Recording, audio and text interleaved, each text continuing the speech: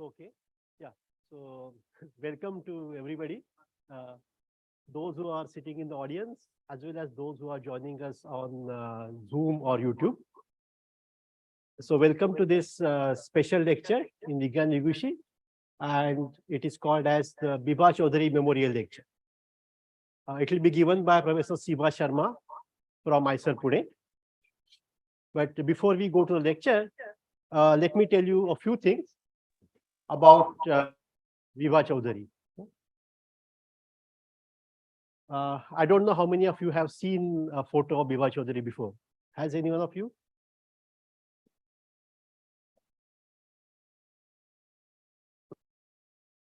So Bibha Chowdhuri was the first woman particle physicist in India. And that's the reason that this lecture series is specially organized during Vigyan Vidushi. In 1936, which is now almost 85 to 90 years ago, she completed her MSc from the University of Calcutta. She was the only woman in the class at that time. From 1938 to 1944, she worked with Professor D.M. Bose at the Bose Institute. And during this time, she developed a method to determine the momenta of charged particles by looking at charge tracks in immersion plates. So in fact, when you will do your particle physics course, maybe which will start in a few days, we'll actually learn what is it that we can get by looking at photographic immersion plates and how can we understand and measure the moment of particles. From 1945 to 49,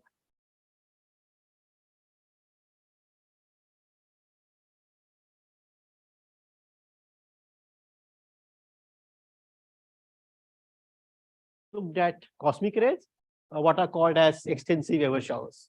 Okay? And that's where she completed her PhD. In 1949, she came back to India and she joined TIFR. She was the first woman scientist in TIFR.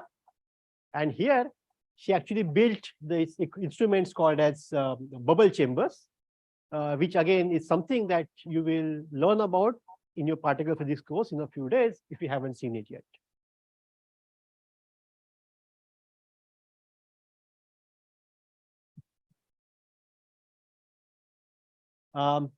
From 61 to 76, she shifted to Physical Research Laboratory in Ahmedabad.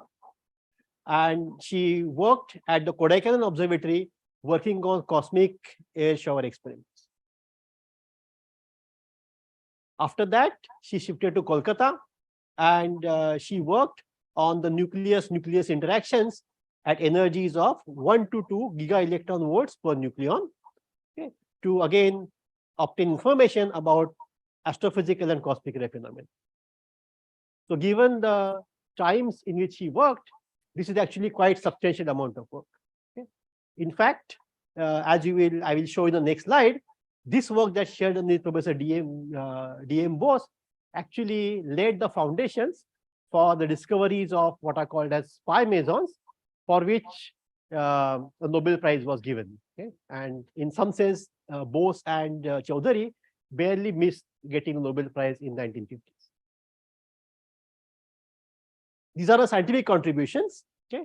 So while working with D.M. Bose, she actually identified a cosmic particle having mass close to about 200 times that of an electron by using immersion techniques. This is a particle that now we know as pi mesons. But at that point of time, enough supporting evidence was not available to actually identify that as a pi meson. Nature is considered to be one of the biggest magazines in many fields.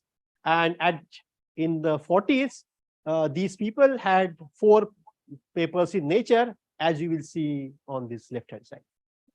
So as I said, these techniques paved the way for discovery of pi meson by Professor Wowell, who got Nobel Prize in 1950.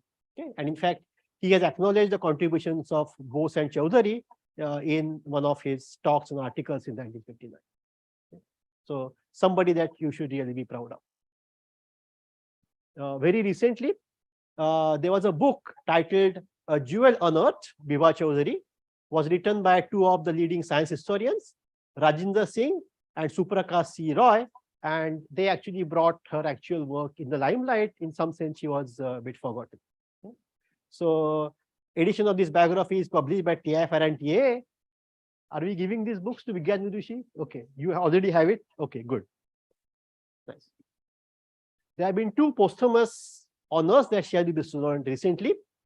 In the sky, there is a yellow-white dwarf star.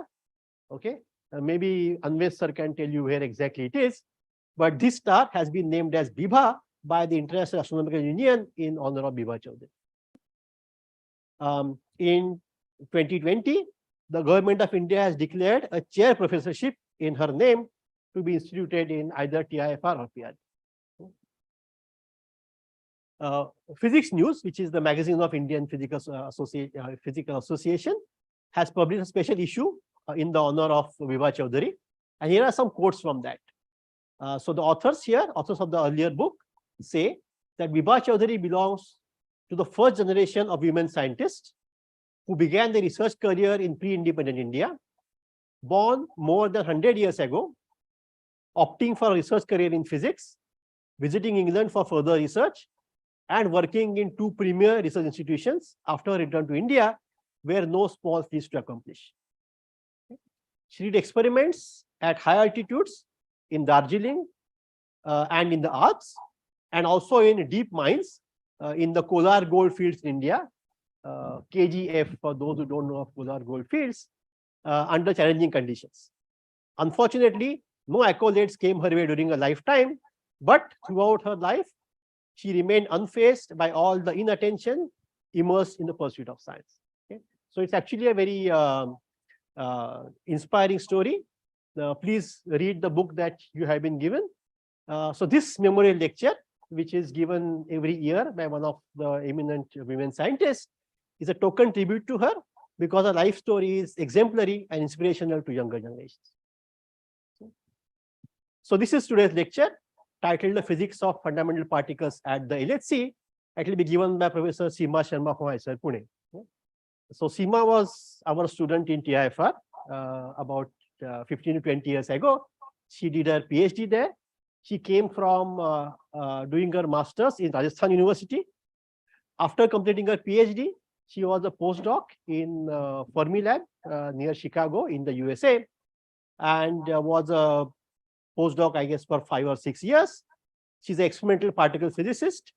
She's a member of the so-called CMS collaboration at the Large Hadron Collider at CERN, about which I guess many of you have heard. So she was involved in the discovery of the Higgs boson about 10 years ago, which made big news. She will talk about it. She is a fellow of the Indian Academy of Sciences in Bangalore.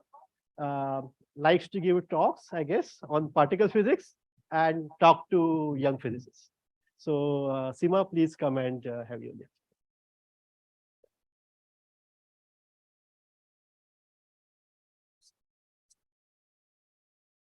Yes. Not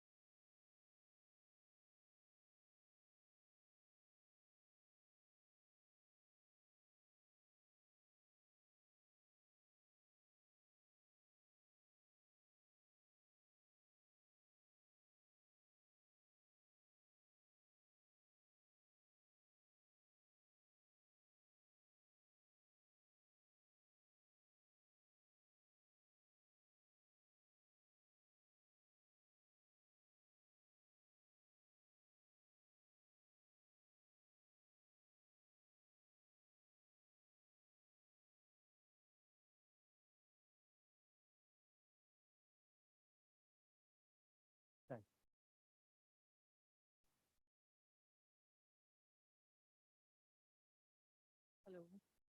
Better?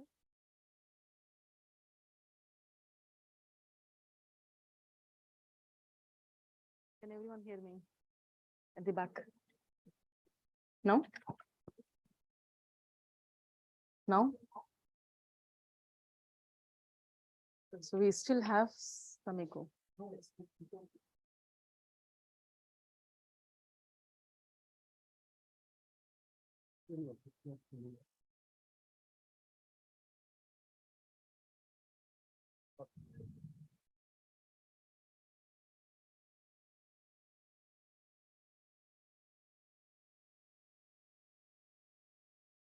Speakers, just go to sound.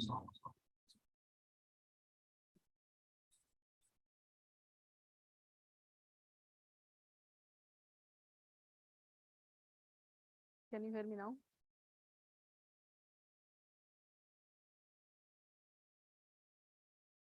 I can speak loudly, is it okay?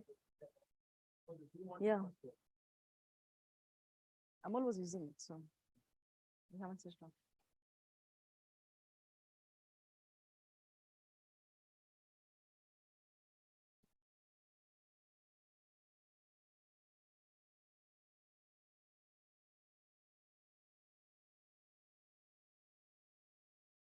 So thanks, Amol, for the kind introduction.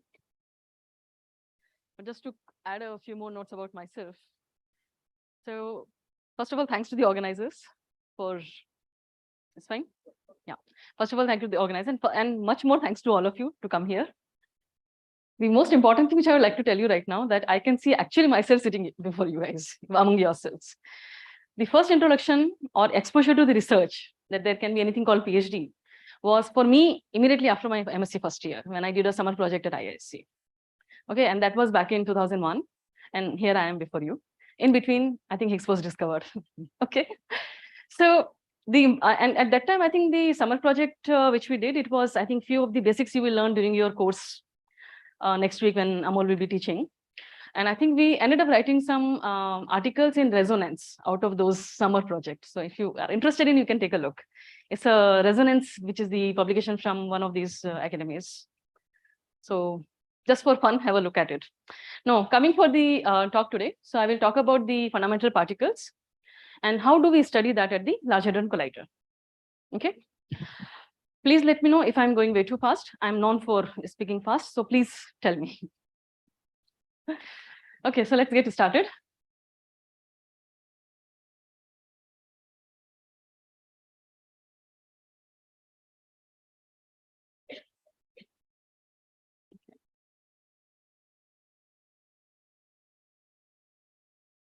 Sorry. No, it's not.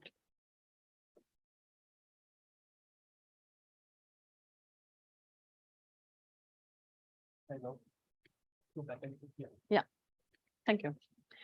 So, big things first. So we all know about, we have come across all these length scales, right? The largest ones being the solar system, the galaxies, all of the universe as a, what we talk about as a whole, whatever we can see and whatever we can infer. And then here we are, and then we talk about the macroscopic things, right? All of you have come across your chemical and the biological systems. What we are going to talk about is the smallest distances. Okay, and that's where comes the accelerator. The basic concept, the smaller the distances you want to probe, the more energetic particles you need, right? We are essentially exploiting the wave particle nature of the matter, right? So you know it, right? The electrons can have a wave structure also, wave nature also, right? So that's what we are trying to explore here. What we do, we sort of accelerate these particles at very high energies. It can be electrons or protons. And then we try to see that what are the small distances we can probe. You have all come across the Rutherford experiment, and I think that you will discuss again. But question for you before your lectures start, that why did Rutherford had to wait for this natural radioactivity before he can really infer the structure of the internal structure of the atom and go to the nucleus? What was the reason? So check what were the energies involved for the particles which were used as the probe and see whether it matches with the distances you are looking for, which is inside an atom. You all know what is the size of the atom and what is the size of the nucleus, right? How small the things are. Good. So just try it out before your lectures start. So why fundamental particles? Why do we care at all for the fundamental particles? These big things are fine. We have everything in place.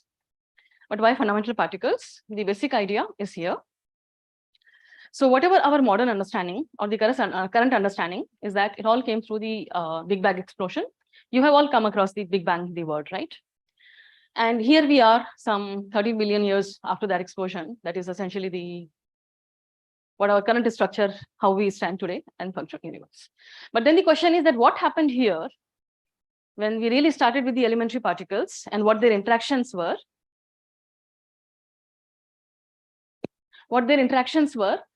So that the universe evolved the way it is right now today. Okay, you have come across this structure formation, these words, right? The cosmic wave background, and then the structure formation, the galaxies, or there might be some special lectures already done or will happen, right? So what we want to study is immediately after the Big Bang, what happened? Okay, that is sort of the connection between the particle physics and the astrophysics or the cosmology where the crosstalk happens. Okay. So we will not get into the details of other things. We just want to focus on this part of it, which is immediately after Big Bang. So the question we want to ask, what are the fundamental constituents of universe and how do they talk to each other? How do they interact with each other? Okay. When I say fundamental constituents, sometimes I will also talk elementary particles. So I use these two words interchangeably. So what is the mundane matter around us is made up of? The visible matter. All we know of the atom, which has an inside nucleus. Nucleus is made up of the protons and neutrons. And we also know that the protons and neutrons are made of the quarks. And the other particle is the electron. We all know about it, right? And then we also know from the radioactivity that, okay, neutrinos exist, right? So this was almost known to all of us here, right? If any doubt up to this point, please let me know right away. And these ones are the smallest entities we know of, okay? But then this is not the complete story. We have more particles which we already know about. So this is the complete structure as of today. So these are our elementary particles or fundamental particles as of today. Why I say as of today? Because tomorrow maybe one of you will be discovering one more. Who knows, okay? So we have the 3 generation of the quarks. This one is 1, 2, 3. These are all spin-off particles. Then 3 generation of what we call leptons, the electron and corresponding neutrino, the muon corresponding neutrino, tau and corresponding neutrino. These are all spin-off particles. Okay. If you go for the interactions, if you go take one generation, study it properly, write as mathematics, it just translates to the other ones also. But they differ in mass. Okay. And there is no theory which tells you that, okay, what is the mass of these particles? That has to be experimentally measured. And this is in the increasing mass. So I write here in terms of like, this is half MeV, you might have come across, and the top quark, which is like more than, it's close to 175 GeV, depending on the definitions what you take. And I use the GeV for the mass. Simple sort of correspondence is that mass of the proton is of the order of 1 GeV. Okay, ideally it should be 1 GeV per c square, but I generally take the c equals 1 in the natural unit. So we just choose it again the interchangeably. When we say mass 1 GeV, that means 1 GeV per c square. So these are the spin half particles, and the interaction among them is mediated by spin 1 particles. So what I did not say explicitly, what are the fundamental forces of the nature? All of you know that? The strong force, the electromagnetic, the weak, and the gravitational. Okay. So these are, we are talking about only first 3. We are not talking about gravitational here. So the gluon is mediating the strong force, the photons for the EM, and for the Z and W for the weak interactions. And we have one spin 0 particle in the standard model. That's what we call the Higgs boson. And is interacting with this particle that the other particles get the mass. So they are fundamental in the sense that there is no internal structure known to us, right? We don't know any patterns inside. But that doesn't mean that they cannot have an internal structure. Maybe there is an open question that we will keep exploring. Okay, but as of today, these are the elementary particles. They don't have any internal structure. But all these massive particles, they actually decay to the smaller particles. So that I will also explain in a couple of slides more. But the question is, how do they interact with each other? That's something which we want to understand.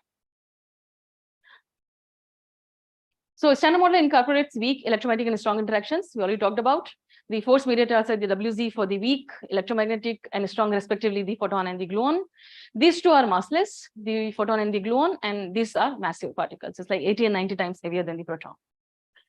So all the fermions, the spin-half particles interact with WZ. So I can also represent their interactions in this cartoon.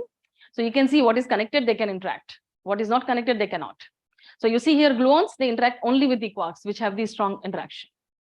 Okay, but if you see the gamma, the photon, anything which has a charge, it can interact with. So it will not interact with Higgs or Z because they are the charge neutral, and the neutrinos, which are the charge neutral.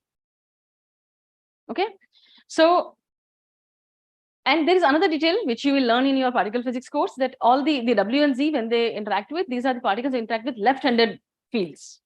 So that is a little bit of detail which is actually sort of you will learn in the next week. Okay, it's related to partly to the parity conservation or violation. Have you come across parity as a symmetry? It's something related to that one. That's how we knew about it, that there is a special thing about the weak interaction.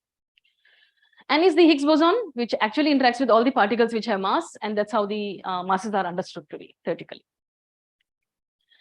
Now, don't get scared by these kind of diagrams. Whatever I said here, the traffic rules, that's essentially representation of these things, that what can interact with what. So you can actually rotate these and then the interaction is still valid.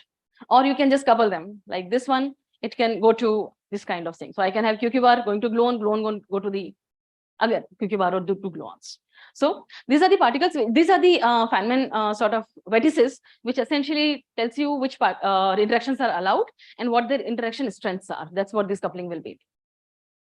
Okay, so the probability of some interactions will be larger than the other. The strong is the maximum, then the electromagnetic, then the weak. But then other kinematics can come in picture depending on the situation. Like, for example, when you are producing the masses can come in picture, right? You need to have enough mass to produce a particle. If there's not sufficient energy, it won't. So that is sort of key idea, that which particles can interact with which. So this we have to keep in mind. Don't get sort of scared by this kind of diagram. Basic idea is essentially, the key message is this one only. Okay. Now, if you want to make it more complicated, this is the mathematical theory now. Okay, we all come across this kind of either on t-shirts or on the mugs, but the detail is this one. You have the different components. In my MSc, I did solve one of at least couple of these terms, but after that I left it. I went to the data analysis and the more experimental side of it. Okay, but maybe some of you will be interested in doing this, but trust me, these calculations are addictive. So you will enjoy, try it out. So the key, one important point here is that whatever maths we are writing and whatever we are able to describe, this standard model, which is based on the quantum field theory, is actually based on experimentally observed phenomena and the facts. Okay, as I said, the masses, they are not given by any theory. You have to experimentally measure them. What their couplings, what their strengths of the interaction, which interaction has more probability, less probability, that is all experimentally determined. But standard model, the beauty is that once you have few measurements done, you can predict the other ones or constant them. So it's like highly constant theory in that sense. Okay. So we don't say that, okay, fine, because the standard model says so. A standard model is based on the experimental facts. That we should always keep in context. So the question is that how do we create these particles, the massive particles? They all decay. Their lifetimes have, like W and Z, the lifetimes of the order of like 10 to the minus 25, Higgs will minus 22. So how do you create these particles and how do you study them? Okay. And one question is, how did we discover Higgs boson? So I will take this as an example to see how we sort of went about discovering a particle and try to understand its properties. And the question is, how do we search for new physics particles? If there is something beyond a standard model or something new which we have not seen yet, how do we go about it? So what we do at Large Hadron Collider, it's an accelerator, a circular one. We have the proton beam circulating. It's like 27 kilometers in, if you want to take a bicycle and just go around, you can do that if the accelerator is not running, and it's 100 meter underground. Okay, it's at the like the borders of the Switzerland and France, but we just walk around while the accelerator is running just underground. It's 100 meter underground. Okay, and right now we are colliding the two proton beams back to back, and we are accelerating to 6.5 TeV. Again, the proton rest mass energy is 1 GeV, so you can see how high these energies are. Then we make these beams cross at several points. So the one I will be talking about, the experiment here, the CMS, compact muon solenoid, but there is another one like Atlas, and there are other specialized one for heavy ions and for the more for the heavy, like heavy quarks, like B quark, that is the LHC. So the basic idea here, what we are doing here, that we are squeezing a large amount of energy in a very small space and for a very sort of fraction of like time. Okay, and that's exactly what we are creating, the conditions like what the Big Bang might have happened. So you're just essentially trying to create those conditions. So there is a difference between what theory and experimental will do, right? And the experimental, we are trying to nudge the nature, tickle it, and try to learn what it is trying to tell us. That is the key point here. Okay. So this is what happens. So every time the proton bunches are crossing, some interaction will happen and a large number of particles will come out. And this is happening at the rate of 40 megahertz, which is essentially 1 every 25 nanoseconds. So the very fast. Okay. So internally, this is what is happening, that you have a proton. And at these high energies, protons are made up of essentially a lot. So there are like valence quarks. You all know the proton are made up of 3 quarks, UUD, that we have come across at few places. But here at these high energies, there are lots of C quarks also and the gluons also. So when the proton bunches are crossing each other, it can be any of these quarks or gluons that can interact and give you these other particles, the outcome. Okay, so this is what is happening actually in these interactions. So some interaction, some quark gluon is interacting. It can be quark quark, quark gluon, or gluon gluon. Okay, and accordingly we sort of refer to these like, if there is enough energy in these interactions, you can create the massive particles. Okay, and that's where this energy and mass equivalence comes in picture. That whatever energy you squeeze in that interaction, you can use that to create heavy particles. Right? The quarks are very low mass, gluons are massless, but then how can create top mass out of it, or the Higgs boson out of it? Right? That's essentially energy mass equivalence. But you have to be careful here, because most of the time the interactions which are happening are some proton-proton interaction. Any kind of, you have like sort of heard about the nuclear reactions and all that, right? So this kind of just basic proton-proton interaction, that is very high. And you see here, this is sort of this what we call the cross section, but this you can think of the probability of the various reactions relatively, right? So if I'm interested in producing a Higgs boson, that lies somewhere here. And the scale here, it's going up to like 10 to the power 9 here. And what we are talking about here is 10 to the power minus 4 minus 5. Okay, so the Higgs boson, all the processes are somewhere here, while here the ZZ or WW production, the W boson or Z boson. And so what we are trying to do, that we are creating so many interactions in every sort of second, we are creating of the order of 60 terabytes per second of data. And we are not storing any of this. We cannot. We don't have our electronics capabilities or computing capabilities. So most of we actually throw it away. We keep only the events which might be interesting. So we look quickly into the detector and see that, okay, this might be interesting, and we keep that. So the possibility of having a Higgs boson produced is like 1 in billions. Okay, so that's sort of the challenge. That's what we call the finding a needle in a haystack. So if you give this haystack, can you find a needle here? That is sort of the analogy or the challenge what we are talking about. So how do we study these particles? Once the collision has happened, then what happens? All I have said so far, that we have the particles established. We were expecting there will be a Higgs boson, or we might expect there might be new particles now also. We are using the accelerator, the LHC, to accelerate and collide the protons. And we have the capabilities that we can produce new particles in these interactions. But then how do we study these particles? That is the next question. So we have these big detectors. Okay. Part of the sort of the actual concepts you might be learning in your experimental course, that you are doing the experimental lectures and also some hands-on stuff. Here is where the proton-proton beams come across. So this detector is lying at that ring, the LHC, and it is really sort of covering the two beams crossing, right? And the beams will cross somewhere at the center of this detector. Immediately after that, we have a pixel detector. It's basically a granularity. You can just think of this pixel 1, 2, 3, 4, these detector channels, but there are millions of them. It's like few hundred microns by few hundred microns kind of. So that's what the silicon-based detector is. Then we have a like similar strip detector for the tracker only. And then we have this electromagnetic calorimeter. You have read about the scintillators by now. Scintillation detectors is one of those. It's made up of the lead tungsten crystal, really sort of optimized and selected for this particular experiment. Then outside, it is essentially what we call the hadron calorimeter, which is using the steel. This one is using the brass, the plates of brass, and then in between, like the photographic plates, we have the scintillator detectors. You have read about, again, the plastic scintillators. That's what it is. And then we have these gas detectors here, which are for the muons. Okay. So these, all of them have their own unique capabilities to be efficient and most optimized for particular type of particle. Okay. So if we have, for example, whatever happens here, we just try to infer that what happened in each piece of the detector, try to connect the pieces and find out what happened in that particular interaction. That is the basic idea. And this part is fully in the inside the 4 Tesla magnetic field. Okay, and the impact here is this one. This is what happens. So what I'm doing here, I'm taking a slice of this detector like this, because you take the circular and then you're just taking a slice of it. So this is where my interaction would have happened, that sort of collision and that particles coming out. And these particles travel through the magnetic field and through this detector. So you see there's a magnetic field. So these particles, the charged ones are bending, right? The neutral ones, they directly go to the other detectors. They don't leave any trace. So anything which shows me the track here in this detector or bending, we know that it is a charged particle. So this one, which goes to the electromagnetic calorimeter, so there's an electron here and there will be a photon here. There's a small cluster here and here. With and without track, it's basically either an electron or a photon. Electron or positron and a photon.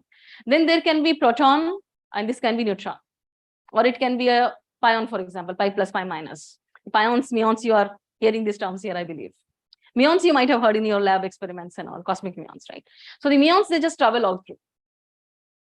So what we do, we try to make these connections that ultimately in these detectors we are getting is just some digitized signal. Some pulse which you digitize and keep it. What we do, we go back and try to reconstruct the energy out of that, what signal, particular signal corresponds to. Okay. And then we try to make connection between the different detector sections and try to see which particle are we detecting. So most of these standard model particles, they are heavy and very short-lived, so they decay immediately. And what we see in the detector are this kind of particles: the electron, positron, the muons, the pions, the photons, cation, proton, and some lambda or something like that. And they are very sort of rare. Most of these particles are essentially, this is what we are dealing with. Okay. And from here, we try to go back and try to see what happened in that interaction. How do we do that? Here is an example. Okay. Here I'm leaving out one detail about the weakly interacting particles like neutrinos, but I will come back to it later. But it's a bit of detail that neutrinos will not leave any signature here. So there's a different way we try to infer their presence. So for example, this one. This is a CMS detector snapshot and it's a real event recorded. Okay, this information here that I recorded whenever. Okay, so here in my detector, I see 4 muons. There is something smaller stuff going on. We ignore for that now. These 4 muons. So what does it mean? What happened? It can be a Higgs boson produced, which decays to this ZZ star, and then we can get 4 muons, right? But it can be PV interaction, there's 2 Z bosons produced, and we can have 4 muons. This one is my known standard model, and this one is Higgs. How do I distinguish? Just looking at this picture, you cannot say anything about it. So then how do we go about it? Okay. Simple thing is, you have all done the invariant mass or the 4 vectors, E square minus P square equals M square. I mean, I'm avoiding the C here, right? You have come across this one. And that M0 is an invariant quantity. All we are doing here is take the 4 momentum of these 4 particles and just calculate their invariant mass of this 4 muon. So you know their E and the momentum vector. So you can calculate their E square minus P square, right? And make a frequency distribution. So suppose I take 1 year of LHC data, whatever I have collected, I take all the collisions in which I saw 4 muons, right? Make this quantity, calculate this one, given their momentum, E square minus P square summation, properly done. This is like summation of the E square of the 4. This runs for this 4 momentum and this summation of the P. I mean, here it refers to the magnitude of P, of course, when I'm writing the P square. So then what do you expect to see? Well, this is what we see, right? So the black ones are the data. So if you ignore the colored histogram, the filled ones right now, all you see in the data is a structure like this, right?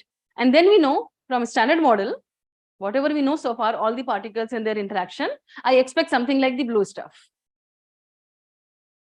right? But then what does explain this red one? Right? that essentially peaks at a particular mass and it's another mass state, and that's what we call the Higgs boson. And this is exactly how the Higgs boson was actually discovered. The 4 muons and the 2 photons channel. Okay, and this was like back in 2012, so it seems like long ago, but practically it is not. And for personally, it was more important in the sense it's still a nice memory of, because I was at CERN when the day it was announced. So it was nice to see whatever I studied in my MSc about the Higgs mechanism or electroweak symmetry breaking and all that, and to see something coming up here, it was really a sort of nice feeling. So this is the first elementary particle with the spin 0 which was discovered. Okay, although we announced it in the like 2012, but a lot of studies have been going on and since then. So the Standard Model is a remarkably successful theory because the Higgs boson was essentially predicted to understand the electroweak symmetry breaking or the masses of the particle. Okay, and it did come out, but what we did not know, that what is the mass of this particle. If you know, you can really sort of fine tune your energy and just produce it. But this was, we did not know at what energy or what is the mass of this particle. Okay, and that's the reason that it became a big thing that, okay, fine, we have discovered like Higgs boson. So what happens here, you see that number of events which are here, if you see area under the curve of the red one versus the rest of it, this is the rest of it is what we call the backgrounds. So when you look at the data with your 4 muons, all the events, then we have to see what can be explained by your known physics and what is something new which I'm getting. Like if you look at this range, this is a known physics. We know it already. Okay, so this is how one like way of how we sort of try to look for the new particles. And this is how we did for the Higgs boson. But how do we know that this is the Higgs boson and not something else? The Standard Model one. Until you establish that, we have just discovered a new sort of mass state, a new particle. But what does it mean? Why? How can I say that, okay, fine, it is the Standard Model Higgs boson or it's some new physics? Okay, so for that, again, lots of studies have been done to measure its properties. So the basic idea is that Higgs can be produced in the various channels, various ways. Okay, so for example, this one is just the gluon-gluon fusion via the stop loops, and you have just one Higgs boson. This can be with 2 quarks. This can be with a W or a Z. This can be with top, or this can be with a single top. Okay, and all of these comes with different probabilities. So without going into the detail, this essentially refers to, this red one refers to here, red one, and this green one refers to somewhere here. Okay, this one is essentially the cross-section of the Higgs boson production at LHC. And all these things come with a different probability. What we can do, we can go and measure them, that what is the probability of it. That is one way. These calculations exist. We know that how much the rate should be and how much the relative rate should be. Can we go back and measure it? The measurement is completely independent of this prediction, by the way. We just measure it and check with the theory whether it's predicting correctly or not. And that's where these sort of bands matter, because these bands are the uncertainties. Okay, and these uncertainties, something might be hidden. And these different channels, which I said, they show differently in the detector. So you see here, I have a single Higgs which decays to 2 muons. That example I have taken because it's clean and you have heard of the muons many times. So I take this simple example that in the muons, this is one channel where I just have nice clean signature, only 2 muons in the detector. Then you can see the other ones where we have the 2 quarks. When I see this cone kind of thing, these are the experimental signatures of the quarks and gluons. This is what we call jets. Okay, so this one is for the vector boson fusion, this particular sort of event signature. Then you can have events with many jets, right? That's essentially we tell that, okay, fine, there is probably a top quark produced in, a top quark pair produced in there, that event. So that's what this TTH kind of thing is, right? Or can be with a missing ET or neutrino going on, and that is essentially like a W. So it is probably a Higgs and W boson produced. So we can actually go through many of these details in the data. So we separate out the collisions, which are of particular kind, and try to measure what the couplings will be. Okay. And similarly, the Higgs can decay in different channels. Anything which has a mass, Higgs will couple to it, right? So you can see here Higgs can go to the bottom bar, it can go to WW, it can go to TT bar, it can go to ZZ, it can go to charm quarks, it can go to 2 photons, it can go to Z gamma, or it can go to mu. Right? But different probabilities again for the decay also. Okay, so we can again go back and measure it. The Higgs one was very clean signature. Here, these are all clean events, but life is always not simple. Many times we are just got stuck with, this is the full background, right? Can you make out here something is going on? The backgrounds and the data you observe, they match. That means there's nothing new, right? There is no Higgs then. But then you have to go back and look at it in a very statistical way. Try to churn out your data and your statistics properly, and then you try to see that you find something going on here. Okay, so what we have to do is that when there's a clean signature like these, we can quickly make a statement. It's easy to achieve, but their rates are very low. So there is a balance between the two things. Other cases, the rates might be high, but the backgrounds are huge. So basically, you are trying to find 2 events in 100 or 2 events in 10.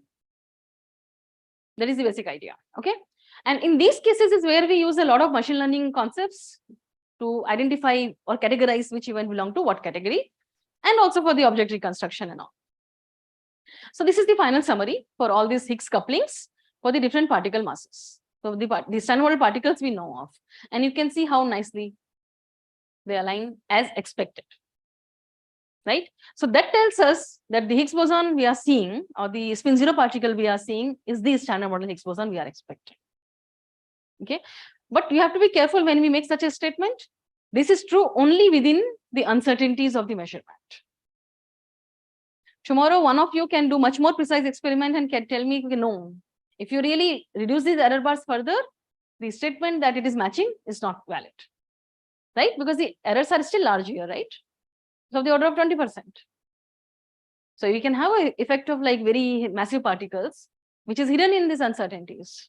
But as of today, the best of our understanding, what all measurements we have done of all the differential cross sections or the momentum distribution or the CP properties, they are all consistent with what we are expecting from a standard model.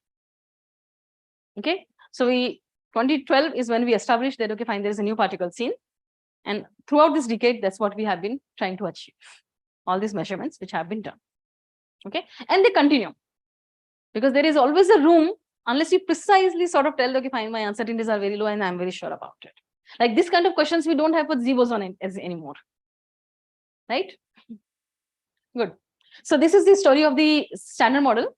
And here you see what we are trying to do is that different particles which are produced, what is the cross section of?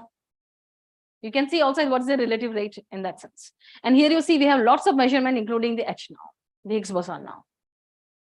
These are the measurements, which are the ones with the error bars, and the horizontal lines, they are the theory predictions.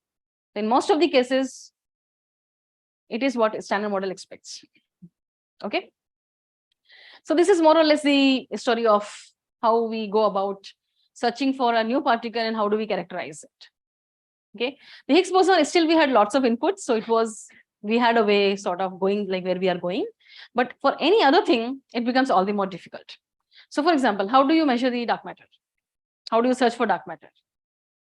And the dark matter signature and the neutrino in the CMS detector will be similar. How do you go about it? Any ideas? Anyone heard of?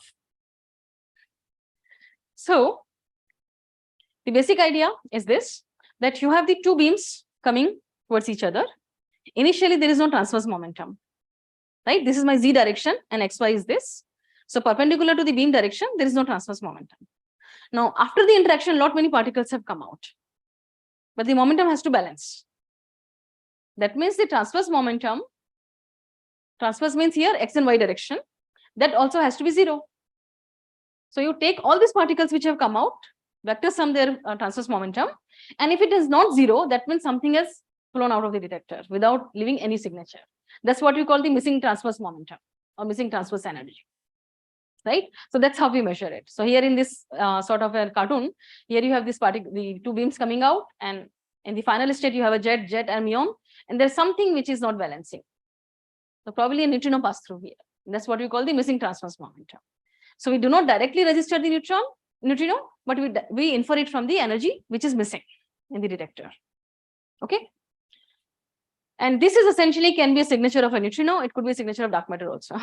We don't know, unless we see something which is more than the data, which our standard model cannot explain it. So here is the example where one of my students is just finishing her PhD, where she was searching for the gravitinos. So we have the supersymmetry particles, and in the final state, we have these gravitinos, which are like really giving us the huge missing ET in the final state. So you see here, if you look into the sort of circular plane, this event is not balanced, right? There is something not here. So you cannot call it as balanced. So if I draw a coordinate system here, X, Y, it will not be balanced. Right? And then we try to see that is my data, which are the black dots here versus these field histograms, the colored ones, are they matching or there is something more going on? If there was new physics or the signature we are looking for existed, I should see red curve like the black one should have followed here as the red one, but the black is matching with the backgrounds. That means we have not discovered anything new here. So far we don't have this signature or the evidence of new physics in the data. This is just one example which we have been working on. But then there are very many unanswered questions. Dark matter is one, which is an established problem. Then whether there is a supersymmetry, whether there is an extra dimension case, where there is, how do we explain the masses of the neutrinos? The matter-antimatter asymmetry, ideally it should have been same equal amount of matter and antimatter, but we all exist here means matter is more, as we have defined it. Why there are like 3 generations of fermions, why not 4? Right? All these open questions, and there are many more. So how do we sort of address those? So the current LHC program is ongoing. We are taking the data, but then what next? In the current data, so far we have not observed anything new. The plan is clear. We are somewhere here in 23 going on. And then we will have another like decade of the LHC run, which is what we call the high luminosity LHC. There we expect 10 times more data in that decade than what we have taken in this decade since the LHC is starting. Okay, so that's why we call it the high luminosity LHC. This HL refers to high luminosity. So this is like to increase the discovery potential of the LHC and have more data so that we have the probability of finding particles and producing the right kind of like selecting the right kind of interaction is there. So this will be like almost roughly starting in 29. So there is a lot of interesting stuff going on. High luminosity means this is what you will look. So when the 2 protons cross bunches, so when we are talking about the proton collisions, we actually have the 2 proton bunches colliding. So at the moment, right now we have 10 to the power 11 protons in each bunch, right? So there can be multiple interactions happening. And then multiple interactions is something like this will look like. So in this mess, can you find out there are 2 photons, a Higgs going only 2 photons? It is an Higgs event. Okay, so visually we can't, but we have ways to sort of how to get rid of the junk and really find out the information. But the detector part becomes very challenging because there's a lot of radiation damage to the detectors. So your detectors have to be capable of removing all the junk and be able to take the actual thing which we want to study.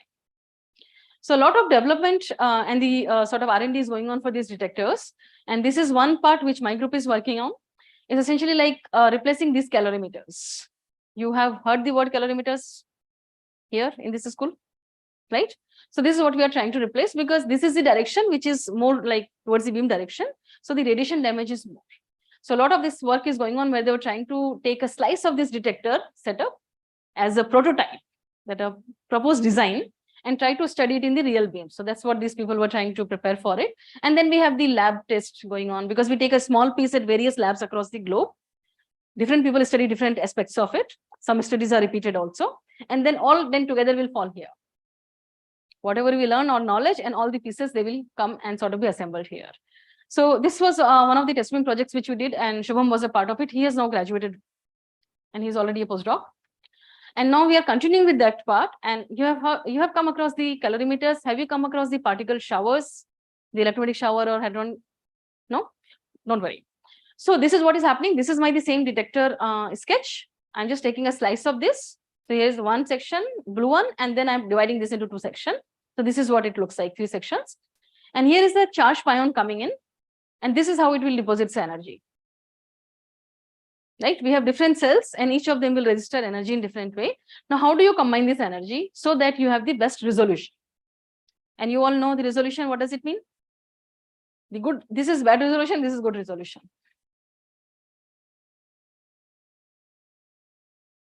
Yeah, so you want to have, so if I have the 2 close by energies, what do I measure in the detector like this, or I measure really narrow peak?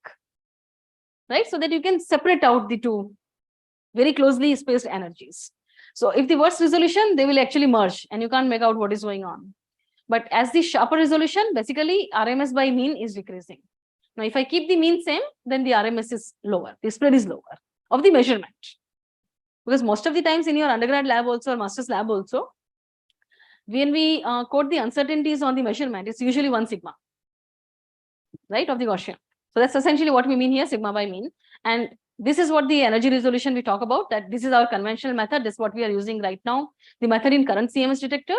But the new detector allow us more fine information. So we can use the advanced machine learning algorithms. And we have tried here the graphical neural networks. Actually, she has been working on all through this one. And we can get much better resolution. It's a factor of 2 improvement. So you can imagine that what the spread we were getting, this is just a cartoon. It is nothing from this particular event. It's just a cartoon for the illustration, that we can narrow down it by a factor of half. That's what this comes out to be.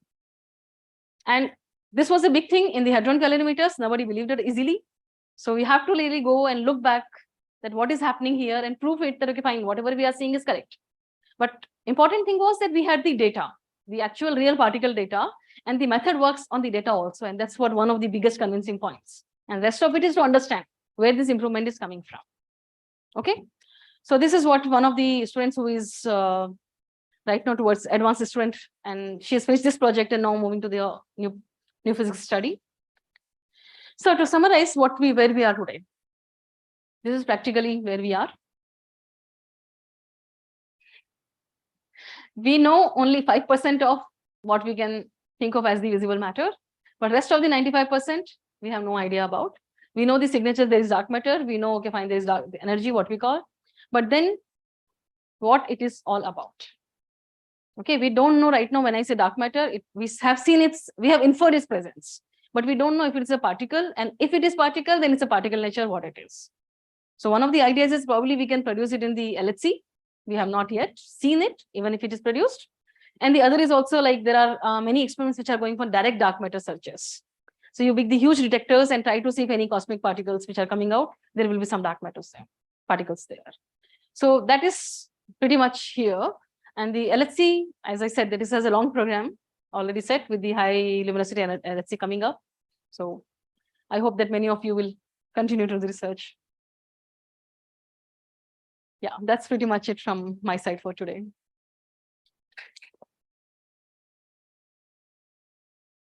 Questions, please. Yeah.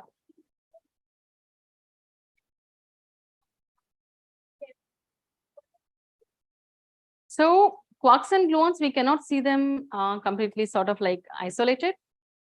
You cannot separate them out as we can do we can talk about the electrons. So the moment these are produced, they hadronize. So they basically convert into the colorless particles, like it will be a series of pi plus, pi minus, pi zero, with some protons, neutrons, and other particles. But dominantly pi plus, pi minus, pi zero, which are made up of the quarks. Okay, so it can be 3 quarks just like protons, or it can be the pi plus, pi minus, pi zero. So they just make as a spray of particles which go out. Okay, I think I added one cartoon somewhere, but I think I have missed to put that cartoon. I just wanted to not to add too much.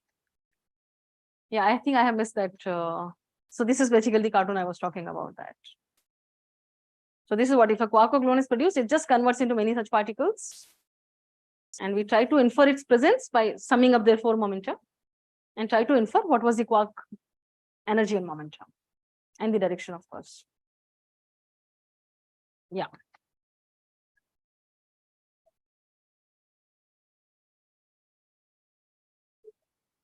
We look for their decay products. Okay. So what can give us sort of, can it decay to like something which we look at the, okay, let me put it this way.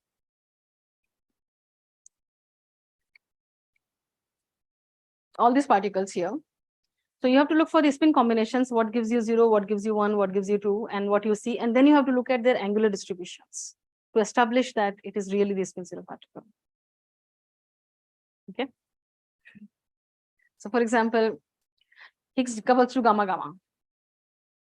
or it couples to like sort of the BB bar. So those are spin half, spin half.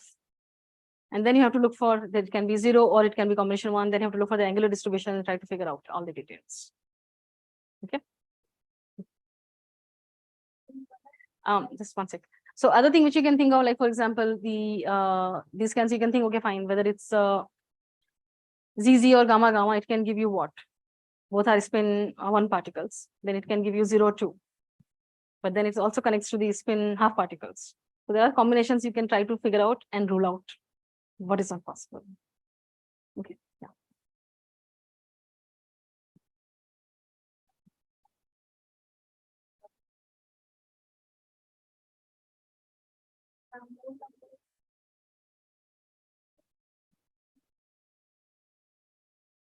No, not in a second. We will still run with the 40 megahertz frequency, that collision rate, but each bunch interaction will be more intense. So the intensity of the interaction will be, the bunch crossing will be high. Yeah, so you can think of like, I have the 2 bunches like this, going like sort of 2 oval shapes. If I really make them crossing like this, overlap is less. But if I make them crossing like this, overlap is more. Right? So that's one way of increasing the intensity. So that is the development from the accelerator side.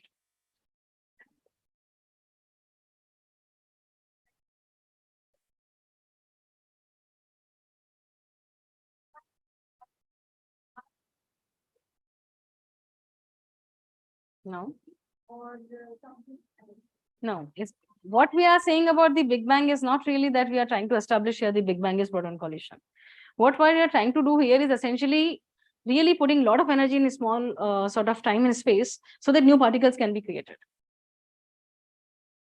That's all. Okay. The reason to why we use protons is a different story altogether. You can use E plus E minus also. Right? But if you want to look for new particles, for example, Higgs boson, when we're looking for, we did not know its mass. Since I said that this is an interaction between this kind of, that actually the interaction is between one of these constituents, right? So although I am sort of accelerating these particles, the protons to 6.5 TeV, the actual particles which are interacting is not always same energy. There is a distribution of energy. So you can actually scan the energy, and whichever particle mass is consistent, it will produce that. If you know now Higgs boson is 125 GeV, now you can do E plus E minus. You know what energy do I need to produce the Higgs boson? Okay, so for the protons, I think that allows us, and more, actually also the important thing is that the protons can be accelerated to high energy as compared to electrons, because they radiate a lot, the synchronous radiation.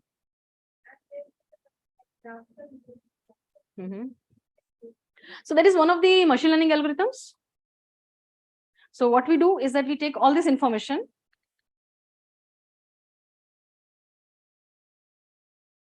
So this one I showed it only one event. Okay, we have something like million of such cases, such images. We cannot do visually anything. We have to do by maths. Okay, we have to do our coding and use some algorithm and try to figure it out. What we try to do here, that what is the relation between these, correlation between these various heads, right? In principle, if it's a small thing, like I take one energy, this one here, I can quickly do it. I can just write my simple estimator and code it up, and that's what we have been doing. That your resolution is minimized. That's what this one is, what we call the chi-square. This is just manually done.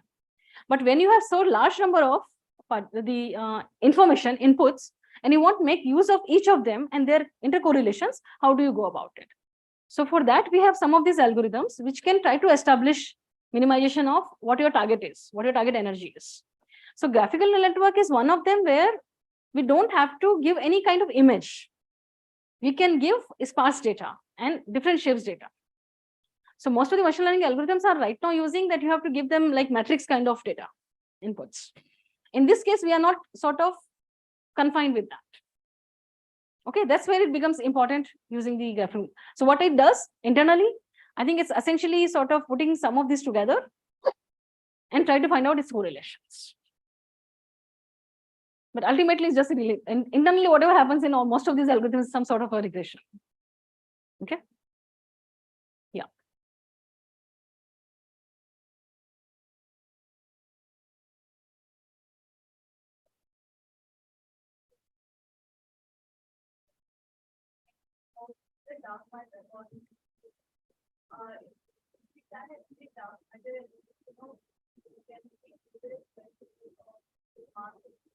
No, that requires different precision.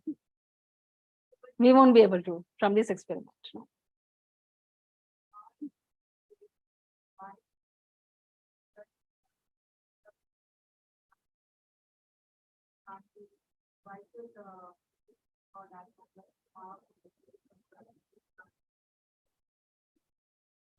So this is what I try to say, that if I sum up the momentum of this, and this, yeah. Okay, can you please repeat the question about the mic? Okay, now she was trying to ask that why we get the missing transverse momentum because of neutrinos, if there's a neutrino in the event, right? So this is the way. This is my beam direction, right? Initially, there is no momentum if I call it x and y. My beam direction is z direction. I just mark my coordinates like this. Now, if I sum the 4 momenta of muon, jet, and jet, right, it is not summing to 0. It should sum to 0 because my initial momentum was 0, right? But if I add this missing transverse, there's something missed, right? The same amount, then it is 0. So we are trying to say that there is an imbalance of the momentum in this event, in this collision. That imbalance is essentially being taken away by something which did not interact in the detector. Okay, and anything which is weakly interacting, so your reaction rate is very small, right? And neutral. So it cannot go through the electronic interaction. So it doesn't really deposit anything here. See, the neutrons are also neutral particles electrically, right? But they deposit energy in the detector.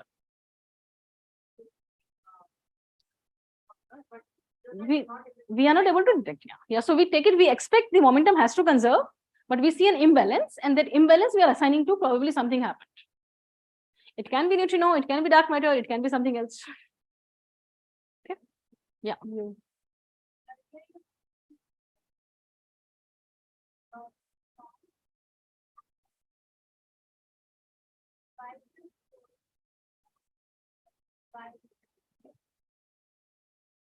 No, 4 muons, I just gave it an example that how we go about making these mass peaks, right? If all the decay products are coming from the same mother particle, right? So if you go back and check this E square minus P square, is it conserved under the Lorentz transformation or not? Right? If this is conserved quantity, so it's decay products, if I take some of them also, it will be conserved. Right? Your mass is conserved. So that's how we sort of use this as an example for it. But at the end, we take all kinds of events. Like for example, this one. Here I will take 2 muons and nothing else. Here I will take 2 muons with some number of like 6 jets. Here I will, and 6 out of 6, there 2 has to be d quarks. Here I will take 2 muons and 2 quarks, which are really forward direction. And in this case, I will take all the muons which have also a missing ET and an electron. So, which one? Yes. Like for example, this one. I take here something which Higgs goes to BB bar, right? But there is a lot of QCD, just quantum chromodynamics, simple processes, right? So the QQ going to BB bar, which is just a standard model process, that is the maximally produced. So whatever we take, whether it is 2 muons, 4 muons, 2 muon plus missing ET, 3 muon plus missing ET, 5 jets plus missing ET, we have to look for what kind of standard model processes can give me that. Okay, sometimes it can be my detector problems which can give me that. When you talk about the transverse momentum, if any of my, suppose in this case, everything was fine. Here, suppose instead of muon, I had another muon here instead of met, but this detector was not working here, or the detector was not working here, then also I will get missing ET. So then I can easily miscount it as something new physics. So the key for us, our 99.9% time goes in understanding the detector and getting the calibrations correct. Okay. Yeah. So there are actual real processes, the standard model one or something else, but there can be also the detector effects that we have to deal with. We have to correct for those always. You have all come across the story of neutrinos traveling faster than light or no? No? Just Google it. neutrinos traveling faster than light. Just Google it. Not now, but later.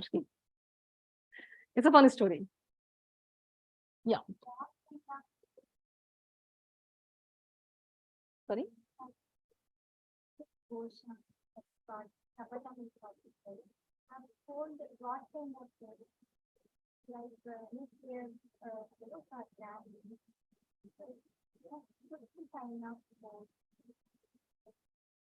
So if I understand correctly, you are asking you're asking that what are the forces here?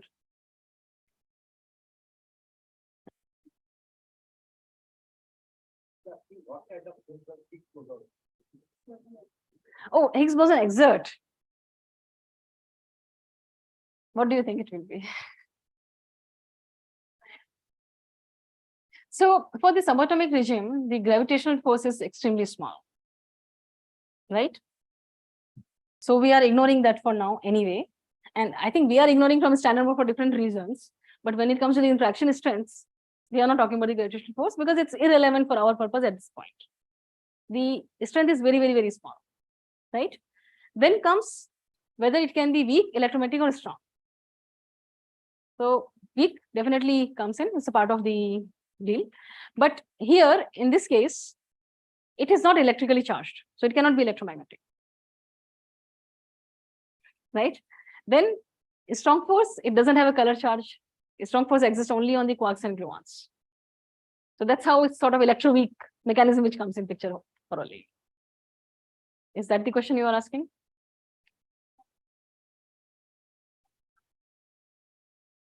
Fifth force. Fifth force, I have no idea about. Amol will teach you about that.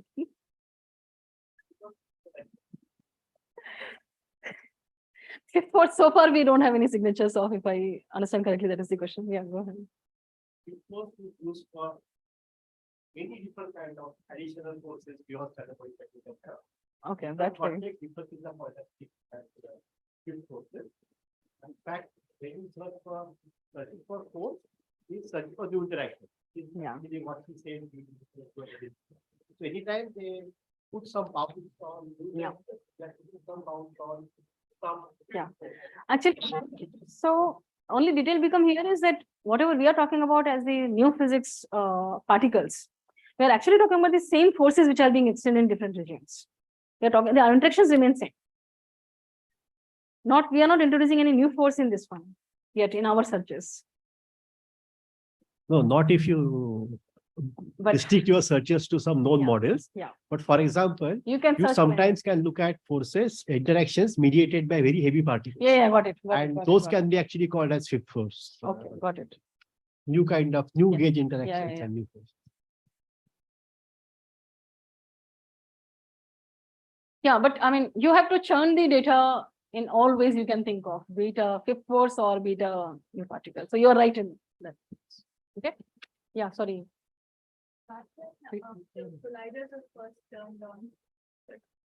Back when the colliders were first turned on, there were speculations of accidentally producing a black hole in these lamps.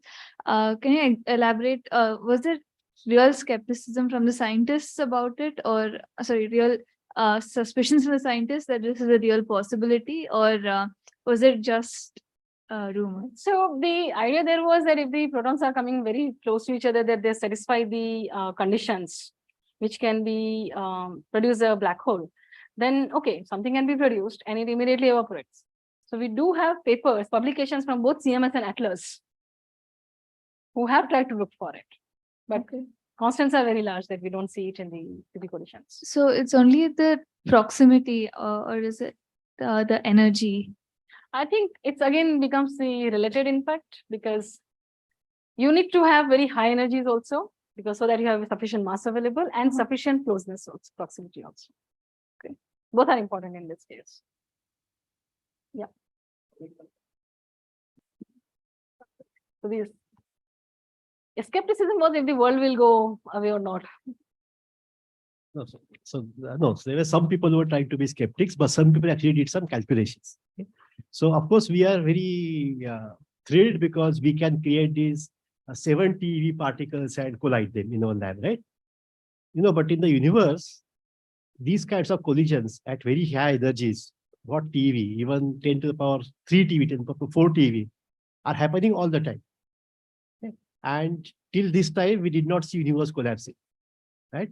Which told us that the probability of this happening was extremely small, okay, much less than so 10 power whatever, minus 10, minus 20. So we'll find people actually did calculations by using the astrophysical data available and showed that no, whatever you might speculate, since it has never happened in the universe for last 10 billion years, it will not happen when you start LHC.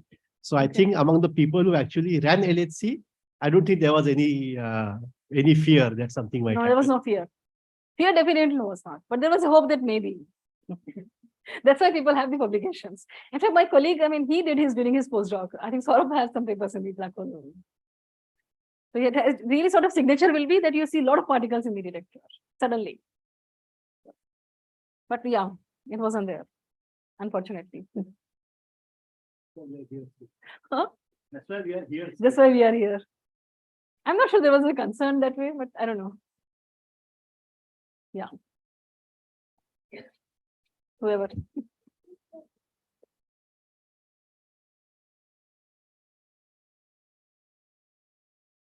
Ma'am, you said that we can't store data that large, more than 60 that level we can't. We store, I think our data storage rate is like 500 kilohertz right now, or 1 kilohertz rate. So how many people are observing it, and how do you choose what data to store? That's an excellent question. I think, let me see if I avoided the technical slide, but I might have it in backup. No, I think I did not. I removed it. So basically what we do is that as soon as the some interaction happened, what we do is we look into the detector. Okay. Each piece of the detector, we collect quickly the energy, what has happened, the signal from each of the pieces. And we try to look in each of these pieces, the tracker, the calorimeter, electromagnetic, anhydronic, and the muon chambers, and their correlations, and try to see if there is anything interesting happened or it is a low energy event, low energy deposited in the detector, which is what mostly happens. So this is all automated. And for every event passing through, right now we have of the order of 3 microseconds to judge. So in 3 microseconds, you have to collect all the information, juggle with it, whatever you want to do, and take a decision, throw it or keep it. Right? Once the event is thrown, there is no going back. You have lost it forever. So that's what we call the triggering, the trigger system. Okay. So we have to have like really regular sort of developments on the trigger part so that we are not losing good events. Okay. So this particular has to be quickly done, this quick analysis, whether it's 4 muon or 4 jets or anything, it has to be quickly done, and that happens at the trigger level. That's what we call the online triggers, the online decision. If you read any of the CMS and Atlas papers, you will see online reconstruction or online condition. That's what it means.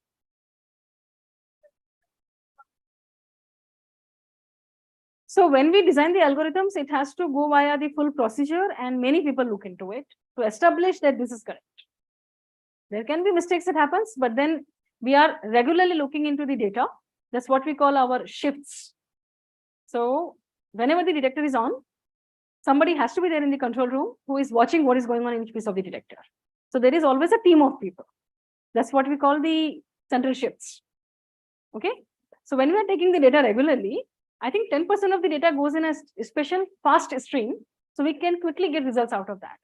So anything which goes wrong in the detector, we quickly see it. Okay, but the triggering part, that is automatically done.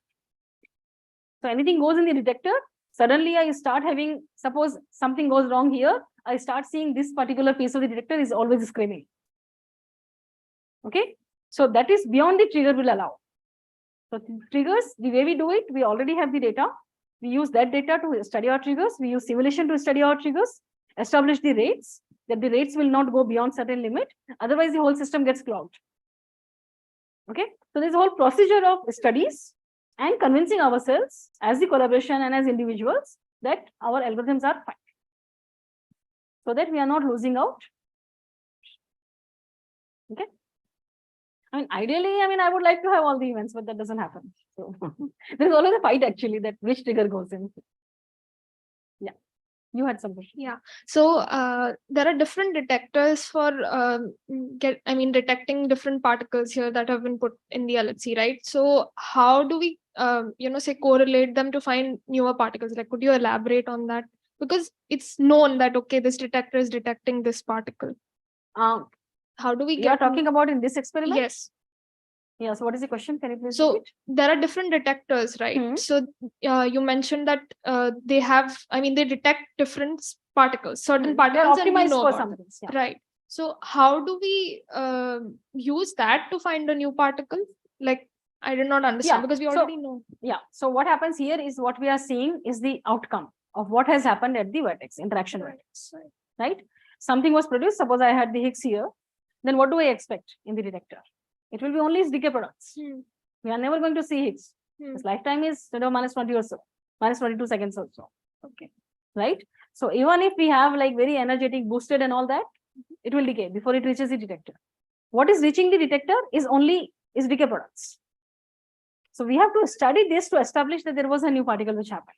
Okay, just the decay products we are. It's always like that. Okay. And that is the reason it becomes very important that we have the high efficiency of detection and better resolution. I have one more question. Yeah. If we were to build such a device in space, would that benefit in research for finding dark matter? There are experiments like that, satellite based. Okay, I should look into it then. I think one of my favorite ones is this alpha magnetic spectrometer AMS experiments. Okay. Fantastic piece of technology. Just go and check it. Okay, I'll do that.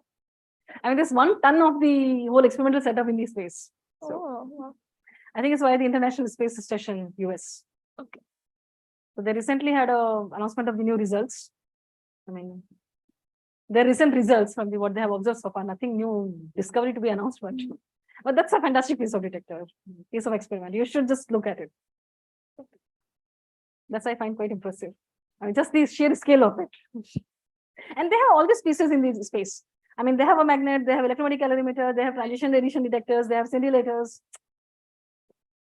It's called AMS, just AMS detector. Just search for it and you will find out. Okay. Does And seismic activity have any issues with this? Which activity? Seismic activity, does that affect the experiment in any way or not? It can affect. It depends on like what you're doing. For example, when they used to have the electron positron beam here in the same tunnel, in the LHC tunnel, before LHC, the proton-proton collision started, we used to have the electron positron beam. Okay. That was even affected by the high tide, low tide because there's a lake nearby. Oh, you have to make the corrections for it. Right. They were affected by when the TGV, this fast train used to pass by. Yes. So it depends like what you're looking at and where it is. And so far here, if there is an earthquake, probably there will be effect. Right now, we are not affected by the tides. Okay. So.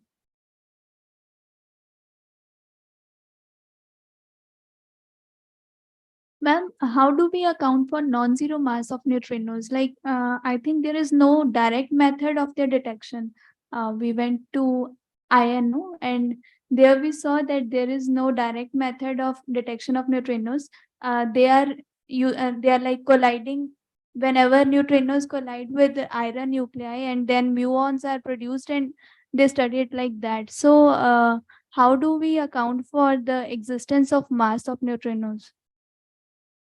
That's a very good question. So the details I think will be covered by Amol in his lecture or no? The neutrino oscillations. But it's essentially from there. Oh yeah, please go ahead. I will cover them. But just to answer the question very quickly, we have some experiments which try to determine the mass of neutrinos, but the sensitivity is very low. So actually, yeah. So the initial idea was that when you look at the radioactivity spectrum, the beta decay, even that spectrum, if you look at the endpoint, whether it's really falling like this or like this, you can figure out but that requires very high precision of your detectors, and that doesn't really sort of gives any answer. But even looking at the spectrum, the endpoint, whether it's a sharp or whether it's a tail, there is a way to look at it. But how it was actually established was this flavor oscillation part. That you start with one kind of neutrino, say electron neutrino, and then when you see in the detector, it comes out to muon neutrino. Right? So then I think it was done in the context of the solar neutrinos. That's where the flavor oscillation was established from the solar neutrinos. was from atmospheric. atmospheric ones. Yeah. So what is the expectation and what you see in the actual your experiment is something different. So that means some exchanges happened, right? So then when you write your like sort of wave functions for that, and the mass term comes in, the energy term, and you can see that okay, that can happen only when there is a mass of this exchange can happen only when there is a mass of the particle. So that's how it was sort of put together, right? Yeah, but it's an interesting question and good question. So you are right that okay, if you want to directly measure the neutrino masses, we don't have that sensitivity. Again, probably one of you will do it, quantum sensors or something, the new regime for high precision detectors. And other is like what is being going on for the neutrino oscillation experiments. From there, probably, yeah. Yeah.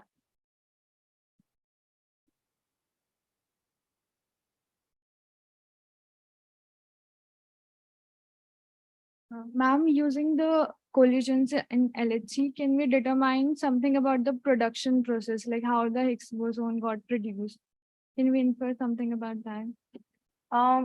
You are talking about like The I said method. that there are a variety of ways Higgs can be produced this way. Yeah. So again, if I give you one event, we don't know. We have to do a statistical analysis, and from the data, we have to assign to different categories. Okay, and that becomes important because some are produced with the very high probability versus rest are with the very low probability. So if you want to have best sensitivity, we do assign the different events going in the different categories, right? So we have an idea that if a Higgs boson event is there, how it was produced. But we can only talk about it statistically. Just saying it, this is what has happened, this is Higgs boson or sort of QCD event, we don't know for a single event. But statistically is what we say that yes, this is what happens. That I have so many events collected in a particular channel. How many of these are my background and how many of these are my Higgs boson candidates? That we always tell statistically. In an ensemble of collision events, which category, how much? That is what we try to answer. Okay. Can you give a rough percentage over how much data you actually keep and what amount you throw away? Those rates, we almost like throw away 99%. But that is essentially not interesting to us. Because they're very low energy exchange events. So we keep a fraction of them also. Sometimes they are needed for the calibration. So some calibration tasks where we need, for example, minimum bias events that I want to see how much energy is deposited in the detector on an average without any bias, any selection. So we keep a very small fraction of that. That is sufficient for the purpose. In how much time is this all decided, which data to keep and which data to throw away? Right now, I think our sort of overall time scale is of the order of few microseconds. In a few microseconds, all of this is decided. But in a few microseconds, 1,000 collisions have happened, right? It's nanoseconds. Yeah. So I don't know a lot about this, but in the first, like one of the first few slides, you mentioned that the standard model is influenced by QFT as well as observations, right? Yeah. So and there was a picture of Lagrangian besides this. So is it that the Lagrangian is also influenced by the observations, or it entirely comes from QFT? So if you just want to write the QFT and you just want to write the electrodynamics Lagrangian, fine, you do it. But then you want to put everything together. And for example, the weak interactions, and then that the electroweak have some connection, and there's an electroweak unification. All of these concepts were actually established based on the experiments we have observed. Okay, so it's a mixture of the things. You take a sort of base theory, whatever it is, and that's what we are using the like to get the sort of the nature of the Lagrangian itself, or like what the concept itself is. We do rely on the QFT, right? But then there are inputs from the experimental observations. In the sense mass or something like that. Not only masses, but also how the Lagrangian should be written. For example, can I write any mass term here? Why do we need special treatment for the masses of the particles? Okay. In the sense, it depends on the interaction. There is interactions. And then also the effect comes from also the theoretical concepts like what you call the gauge invariance. Okay, if I assume certain structure for a theory, and if I start moving with fields and Lagrangian, then it has to be invariant under, like the form has to be same whatever the transformation happen. If it is not, something is not correct.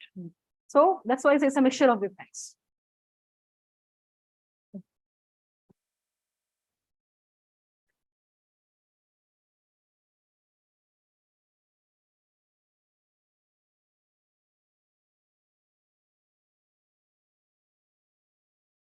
Anything else? And I'm happy. For the question. So thanks, Seema, again. We can Thank always ask the questions after this.